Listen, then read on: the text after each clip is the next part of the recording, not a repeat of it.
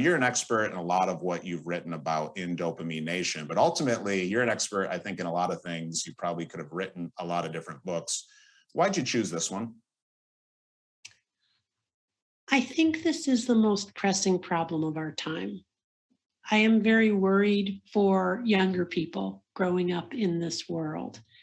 Um, I feel like I've had a front seat as a psychiatrist, and especially as a psychiatrist who treats addiction, on the growing problem of addiction in the modern world, not just for people who are sort of innately vulnerable to that problem, but really for all of us, because of the ways in which the modern world has drugified almost all human experience.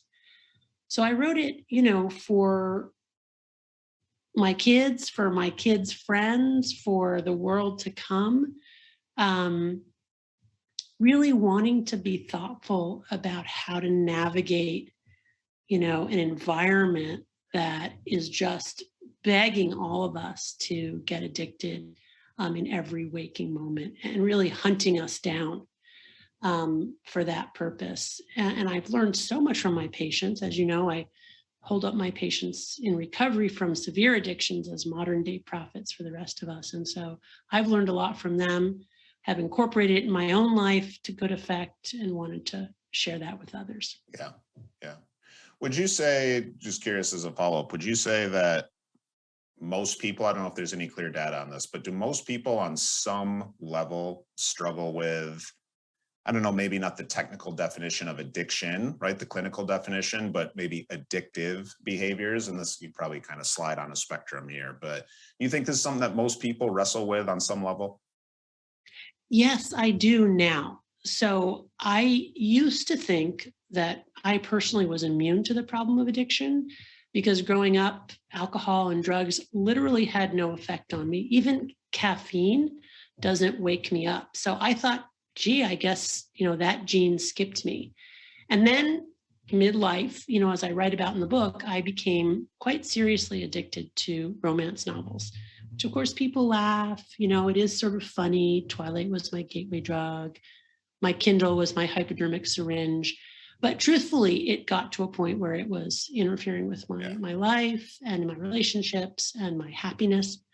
And that was really a eureka moment for me, in the sense that I realized, oh, it's not that I was immune to addiction, it's that I hadn't yet discovered my drug of choice. And had I lived 100 years ago, I never would have discovered my drug of choice.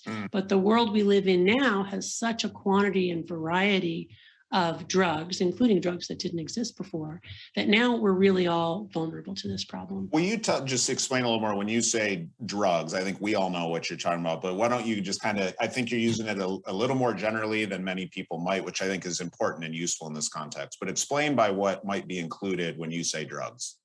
Yeah, so I mean anything that we ingest or any behavior that we use that affects our dopamine reward pathways in this way that makes us vulnerable to compulsive overconsumption, which can ultimately lead to the problem of addiction.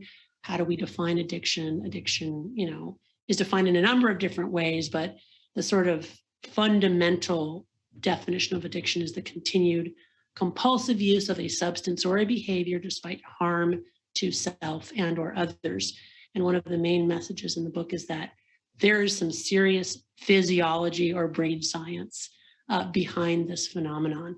I mean, there are many reasons why people might be vulnerable to addiction, but at the end of the day, we're all vulnerable in the sense that we all have the same kind of motivational reward circuitry that makes us instinctively approach pleasure and avoid pain. And once we find our drug of choice and that reward circuitry gets hijacked, we're in the physiology of addiction that is indifferent to what might have made us reach for that drug in the first place.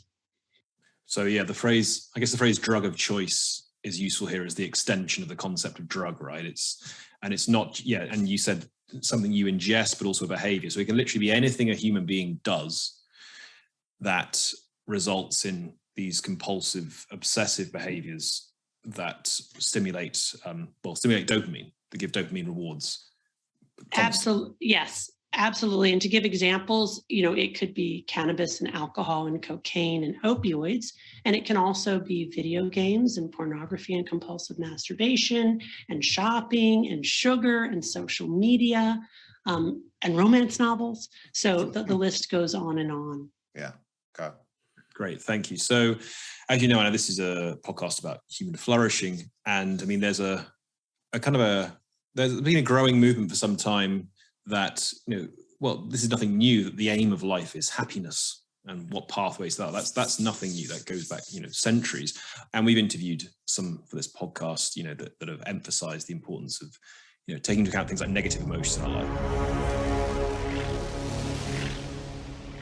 If what you've heard on Flow Research Collective Radio has been helpful, please consider doing us a solid and leaving us a review on Apple Podcasts, Spotify, or wherever you are listening to this.